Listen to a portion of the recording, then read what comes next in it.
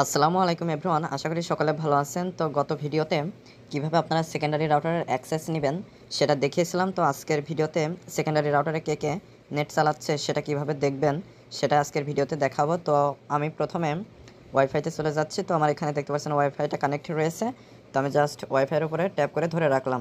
তো রাখার ফলে এখানে দেখতে পাচ্ছেন এই অপশনটা চলে আসলো। আপনারা ওয়াইফাইয়ের উপরে চাপ দিয়ে ধরলে এই অপশনে চলে আসবেন। তো আপনারা নিচেই অ্যাডভান্সড অথবা পাশে গিয়ার আইকন পেয়ে যাবেন। আমার এখানে পাশে গিয়ার আইকন রয়েছে, তো আমি জাস্ট গিয়ার আইকনের উপরে ক্লিক করে দিচ্ছি।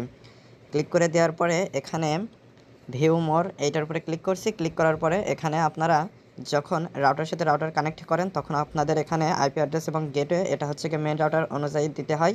তো গত ভিডিওতে সেটা নিয়ে বিস্তারিত আলোচনা করেছি, এটা কিভাবে চেঞ্জ করা যায়, কিভাবে দিলে আপনারা মেইন রাউটারে প্রবেশ করতে পারবেন, সেকেন্ডারি রাউটারে প্রবেশ করতে পারবেন, সেগুলো নিয়ে বিস্তারিত আলোচনা করেছি।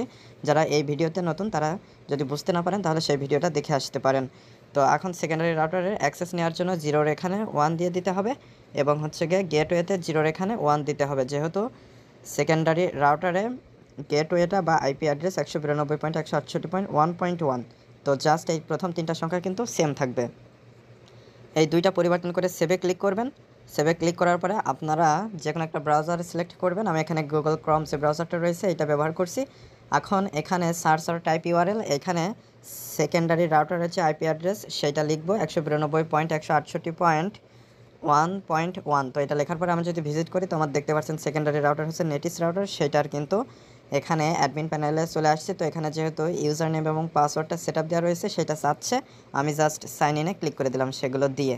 এখন জাস্ট এইখানে সেকেন্ডারি রাউটারের অ্যাডমিন প্যানেলে চলে আসবেন। এখন জাস্ট অ্যাডভান্সের উপরে ক্লিক করে দিলাম। এখন এখানে আপনারা পেয়ে যাবেন ওয়্যারলেস, এইটার উপরে ক্লিক করবেন। ক্লিক করার পরে ওয়্যারলেস ক্লায়েন্ট লিস্ট এটার উপরে যদি ক্লিক করেন তাহলে আপনার সেকেন্ডারি রাউটারে কে নেট চালাচ্ছে সেই ম্যাক অ্যাড্রেসগুলো আপনারা এখানে দেখতে পারবেন। তো এভাবে খুব সহজেই কিন্তু আপনারা যখন টেন্ডার রাউটারের সাথে নেটিস রাউটার অথবা অন্য যে কোনো রাউটারের সাথে নেটিস রাউটার কানেক্ট করেন সেই নেটিস রাউটারে কীভাবে আপনারা আপনার সেকেন্ডারি রাউটার কে নেট চালাচ্ছে সেটা চেক করবেন। আজকের ভিডিওতে সেটাই দেখিয়ে দিলাম। তো আশা করি মূল বিষয়টা বুঝতে পেরেছেন। তো আজকে পর্যন্ত, পরবর্তী ভিডিওতে কথা হবে। ধন্যবাদ সবাইকে।